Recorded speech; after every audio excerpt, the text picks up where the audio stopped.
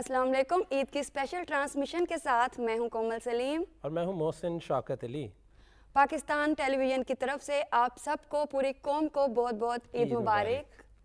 जी नाजरीन, ईद का मौका मोहसिन खुशियों का मौका है और इस मौके पे हमें सलाम मुतासरीन को, IDPs को भी याद रखना चाहिए क्योंकि वो भी मोहसिन हमारे बहन भाई हैं। बिल्कुल कोमल, ये ईद जो है ईद कुर्बान वैसे भी आपको पता है इसार का और कुर्बानी का जज्बा देती है।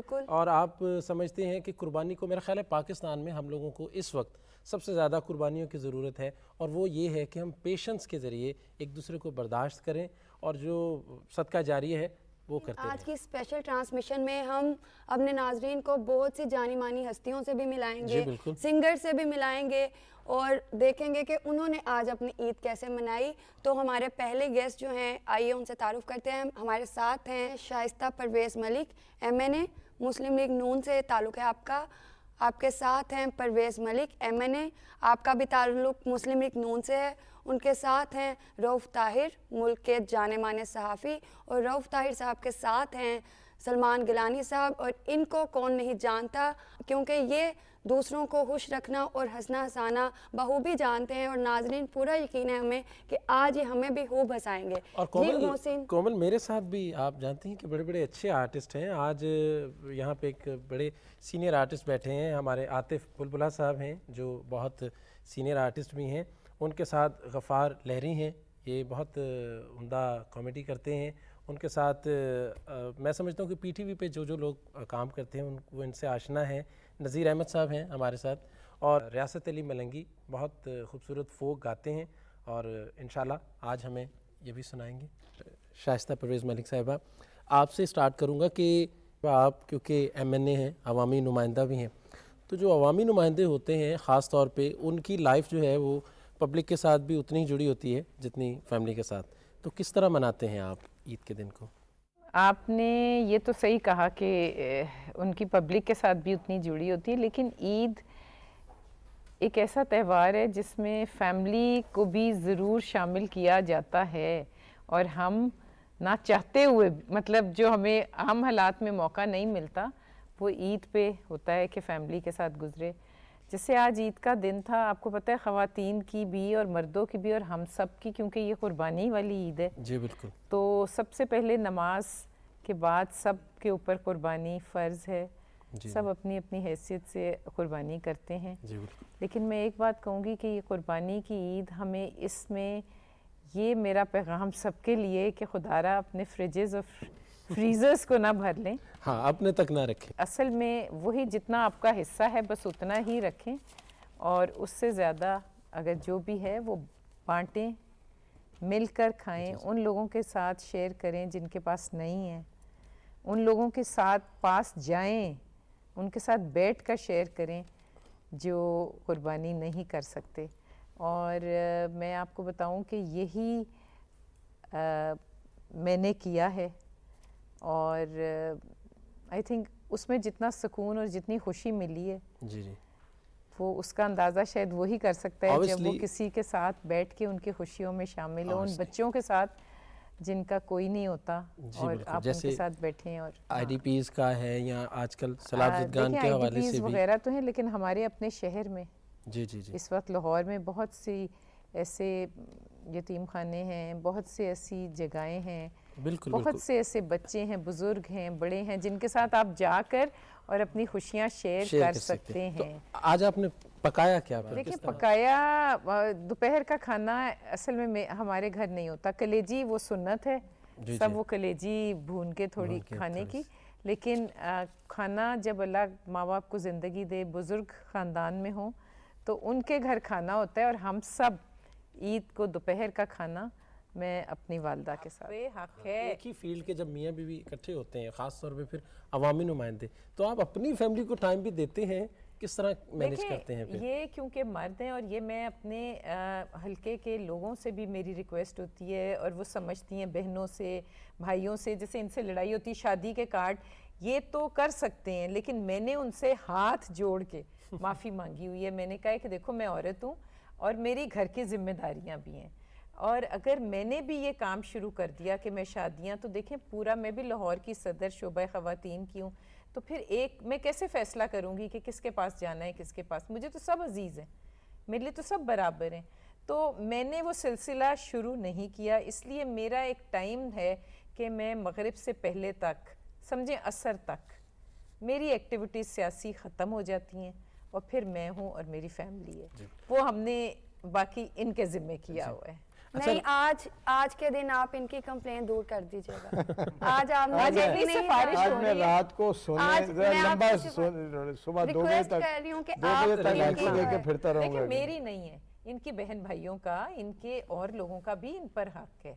तो ये उस हक को भी तो निभाए ना, और ये निभाते हैं। मतलब ज़्यादा खींचातानी में वो हक भी दे रहे हैं, उसको भी हक दे रहे हैं, तो बस खुश हैं सब। अल्लाह अभी वो चुप करके सुन रहे हैं आपकी बातें, देखें कितने आराम से। अच्छा, इनकी हिदायत पे मैं चलता हूँ, ऐसी कोई बात नहीं। हाँ, वो लग रहा है कि आप इनकी हिदायत पे चलते हैं। ये तो बात आप सबका, ये सामने आके ये सब कहेंगे होम मिनिस्ट्री बड़ी स्ट्रांग है। आगे अल्लाह दिलों का और घरों का हाल अल्लाह ही जानता है। ये भी जरूरी है ना जी, बीवी घर में अगर खुश हो, घर की पॉलिटिक्स भी खुश हो, तो बाहर अच्छी पॉलिटिक्स होती है। अच्छा, आपसे मैं जानना चाहूँगा रऊफ ताहिर साहब, आप क्योंकि माशाल्लाह इतने मुमताज़ सहाफ़ी हैं, तो ईद के दिन भी लिखने का अमल जारी रहता है या उस दिन छुट्टी होती है? ईद के दिन लिखने का अमल जारी नहीं रहता है, इसलिए कि ईद के दिन छुट्टी होती है और ईद से अगले दिन भी छुट्टी होती है, 2 छुट्टियाँ होती हैं। ठीक है। तो मुझे जंग का कॉलम जो है, वो जाहिर बात है, मैं जंग में 2 कॉलम लिखता हफ्ते में, तो उस दिन छुट्टी होती है अलहमदुलिल्लाह। लिखने का तो कोई काम नहीं होता है, बल्कि चूँकि अखबार अगले दिन ही आना होता, तो वो अखबार भी पढ़े रहते हैं कि अब मैं अगले दिन कल टरू वाले दिन अखबार जो देख लूँगा। सही सही। तो अभी आप परवेज़ मलिक साहब की बात कर रहे थे, इसका शायद ईद से तो कोई ताल्लुक नहीं है, लेकिन इस लिहाज से ताल्लुक ये कि ये वफादार आदमी है, वफा निभाने वाले हैं। मतलब मैं जद्दे में होता था, मुझे एग्जैक्ट याद नहीं इलेक्शन कौन सा था, जनरल इलेक्शन था, और जद्दे में मैं वहाँ एक अखबारी इदारे से वाबस्ता था। मेरे लिए ये बात हैरत का बायस थी कि जनरल इलेक्शन में परवेज़ मलिक साहब को टिकट नहीं मिला। मतलब कड़ा इलेक्शन सी है 2008 का मियाँ साहब वापस आ चुके थे। और आपको देखें, यानी एक आदमी जो पहले एमएनए रहा हो और उसकी पार्टी के लिए वफादारियाँ भी हो, डिक्टेटर के दौर में वो खड़ा रहा हो, और हर तरह का उसने यानी हर तरह की आजमाइश, लालच की भी और दूसरे भी, उसमें से बहुत सी खूबी गुजर गया हो, उसे टिकट ना मिले। तो गिलानी साहब, पिछले दिनों एक दोस्त ने एसएमएस भेजा कि ईद को 8-10 दिन हो गए थे, तो शेख साहब ने ख्वाब देखा कि जन्नत में बाकी बकरे जो है वो तो उछलते कूदते फिर रहे हैं, भाग दौड़ रहे हैं, और उनका अपना बकरा जो है वो बैठा हुआ है। उन्होंने कहा तेनू क्यों है, तेनू की मौत पई है, तो क्यों नहीं मतलब उछला कूदा? उन्होंने कहा शेख साहब मेरी एक लग ते जनाब दे फ्रिज पई है। पूरियां हो गया तो मैं भागू दौड़ूंगा। बिल्कुल। अच्छा सर, कभी ऐसा भी हुआ कि आप जब कॉलम लिखते हैं ईद के दिनों में, क्योंकि हर बंदा खुश होता है, आजकल खैर फ्रस्ट्रेशन है, तो अगर कोई टॉपिक आपको नहीं मिलता तो आप उसको किस तरह बनाते हैं कॉलम के लिए? क्योंकि टॉपिक होना चाहिए ना, 1 लाइन जिसको, तो उसको कैसे? हमारे यहाँ तो अल्हम्दुलिल्लाह जी रोज एक नई चीज पैदा होती रहती है। बहुत कुछ है हमारे लिए, और हमारे टीवी चैनल्स तो हर 8 घंटे बाद ब्रेकिंग न्यूज दे देते हैं, चाहे वो बनती हो ना बनती हो। तो पॉलिटिकल कॉलमिस्टों के लिए इन दिनों मौज़ूआत की कोई कमी नहीं अल्हम्दुलिल्लाह। और बल्कि ख़ुसूसन जो थोड़ा हल्का फुल्का लिखने वाले हैं, मसलन ताउला कासिम साहब जैसे, उनके लिए तो हमारे पास पॉलिटिकल लीडर जो है अच्छा खासा सामान मुहैया करते हैं। तख्लीक़ कायनात का एक हिस्सा है, इससे भी बिल्कुल जी, कुदरत से लड़ा नहीं जा सकता। जी हाँ, नहीं लड़ा जा सकता। गिलानी साहब, आपने ईद कैसे मनाई? क्योंकि गिलानी साहब का तो काम है हंसना, हंसाना और दूसरों को खुश रखना, तो क्या किया आपने आज ईद के मौके पे? आजकल इनकी बड़ी मुश्किल में होगी, मुश्किल से हंस रहे हैं लोग। नहीं, जाहिर है, और हंसना हंसाना वाकई बड़ा मुश्किल है, और ख़ुसूसी तौर पर मज़ाहिया शायरी जो है जी, वो बहुत मुश्किल है। किसी चीज़ से फ़न पैदा करना, किसी संजीदा मामलों से उसमें से अख्स करना, कोई हंसाने के लिए कोई चीज़। तो आज के दिन हस्बे क्या कहते हैं मामूल यही होता है कि कसाई ढूंढना सबसे बड़ा मसला होता है। तो नमाज के बाद उसी मरहले में हम भी गुज़रे, वो बकर मंडी तक पहुँचे कि कसाई भी नज़र आ जाए, छुरियाँ और लेकर वो मोची, और हमारे जो दूसरे पेशे के लोग होते हैं वो निकल आते हैं अपने वो पकड़ के, क्या कहते हैं, मुड्डी कहते हैं उसको। जी, तो वो लेकिन वो गोश्त ख़राब कर देते हैं। इसलिए सबसे मुश्किल मसला ये है कि पेशावर कसाब जो है वो मिले, तो उसके लिए हमें बड़ी तगदो करनी पड़ी। बच्चे कहीं और गए ढूंढने, बहरहाल मिल गया अल्हम्दुलिल्लाह। तो बाकी ये है कि सुन्नत यह है कि बकरा खुद ज़िबा किया जाए, तो भाई हम में तो इतनी हिम्मत नहीं है। हमने सिर्फ छुरी रख दी थी उसके गले के ऊपर, बाकी हमने कहा कि मियाँ कसाई साहब ये लो, अब ये तुम्हारा। ये भी बहुत बड़ी बात है।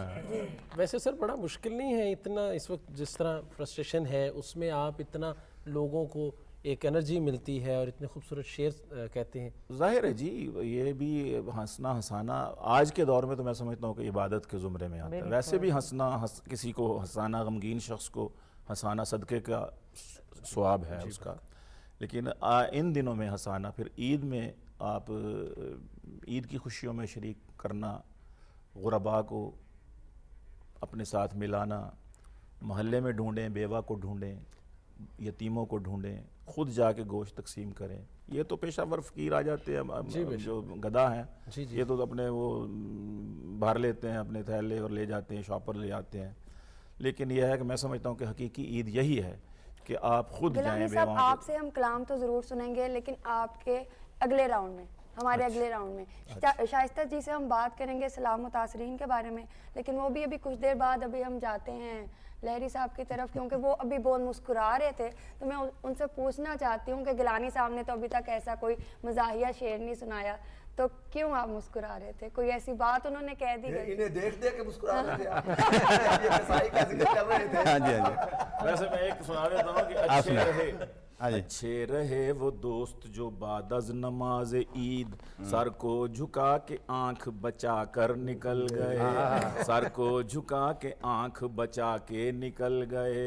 इस बार ईद पर वो पड़ी जफ्फियां मुझे, मेरी तो पसलियों के कड़ाके निकल गए। क्या आपसे बाकायदा हाल पैदा हो गया।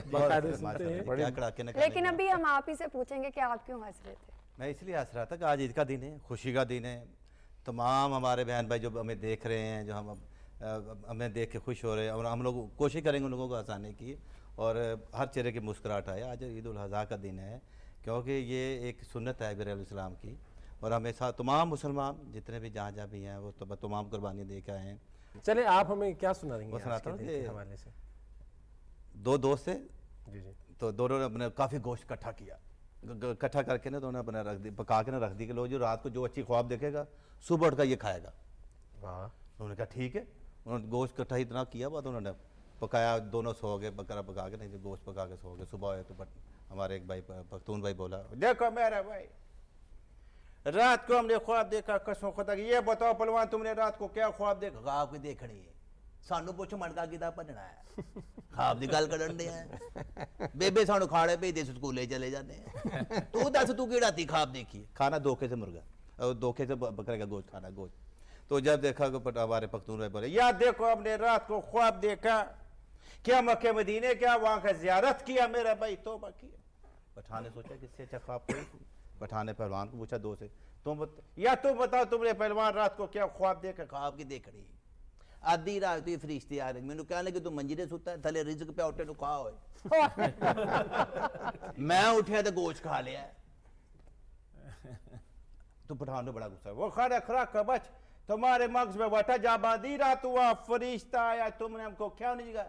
बाजी तू सीधे मदीने गए हो। Very nice. एक माई थी ना बड़ी अच्छी, माई बुढ़िया हमारी बुजुर्ग माँ थी, बड़ी बड़ा गोश्त खाती थी वो, बेअंतहा गोश्त खा के ना, इतना ब्लड प्रेशर भी रहता था फिर भी गोश्त खा लेना, तो कुर्बानी का गोश्त है और बाबरकत गोश्त है। खा लिया तो उसके बाद खाने के बाद ईद को आपको मालूम है डॉक्टर की दुकानें भी बंद होती हैं, चलो मोहल्ले में कोई ना कोई डॉक्टर होता ही है। जब गोश्त खा लिया उसके बाद दांत में बड़ी दर्द उठी, अब गोश्त की फंस गया कोई ना, उसका दो तरह था छोटा था।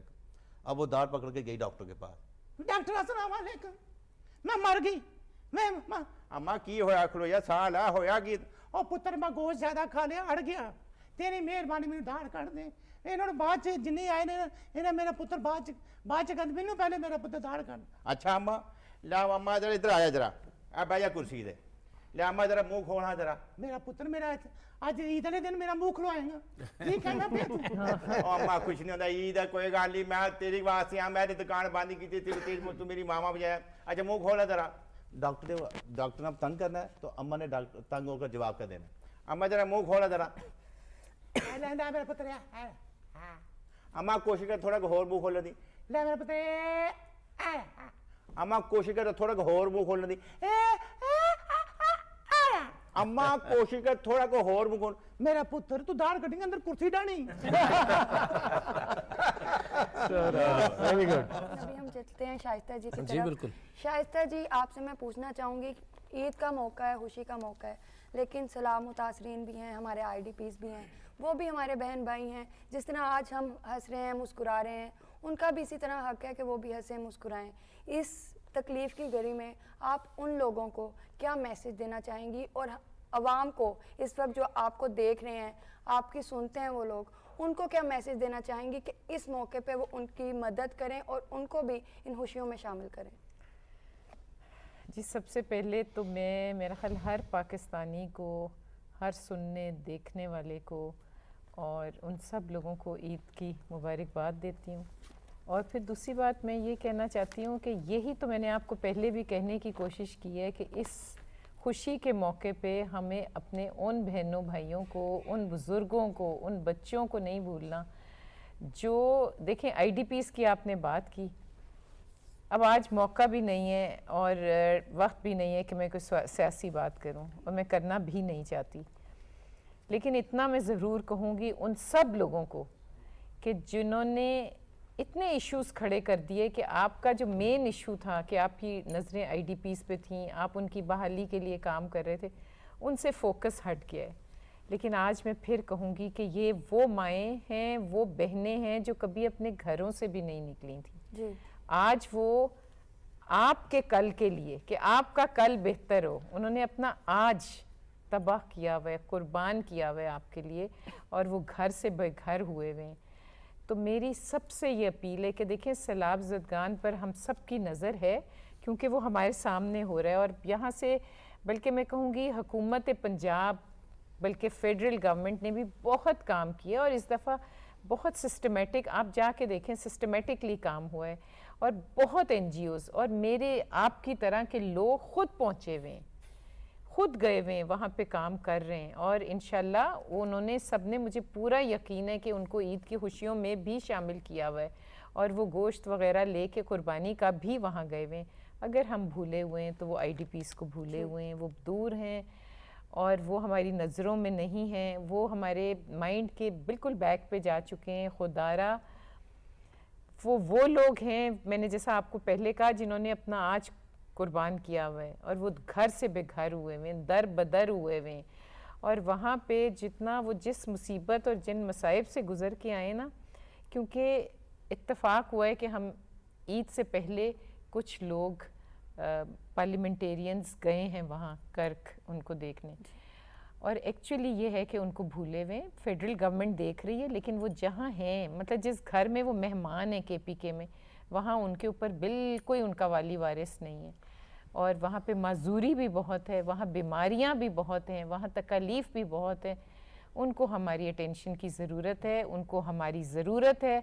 तो मेरी बल्कि आपके तवस्सुत से सब पूरे पाकिस्तानियों से ये कहना है कि इंशाल्लाह सैलाब वालों के लिए भी हमारा फ़र्ज़ है, लेकिन वो लोग जिन्हें हम भूले हुए हैं, खुदारा उनका भी सोचें और उनको अपनी खुशियों में शामिल करें, उनके दुख बांट लें, क्योंकि दुख और खुशी को आप जितना बांटें वो डबल होती है और बढ़ती है, और दुख को जितना बांटें वो कम होता है। बहुत खूबसूरत बात की आपने। तो दुखों को कम करें और खुशियों को बांट लें, ताकि हम सब मिलकर देखें। ये वो काम है जिससे बंदा भी राजी और अल्लाह भी राजी है। तो अल्लाह की रजा के लिए तो सब कुछ है, तो आगे बढ़ें और उनका हाथ थाम लें। बहुत अच्छी बात है। मैं आपसे पूछना चाहूँगा परवेज़ मलिक साहब कि किस तरह आप देखते हैं कि लोकल बॉडी में जितने भी लोग हैं वो किस तरह हेल्प कर सकते हैं इस वक्त जो भी मसाइल हैं पाकिस्तान में सैलाब ज़दगान IDPs के लिए और यूनिटी के लिए? सबसे पहले तो बात हो रही थी, आपने कहा कि वो क्या करें, वो बेचारे तो कुछ नहीं कर सकते, वो तो सारा कुछ लुटा कर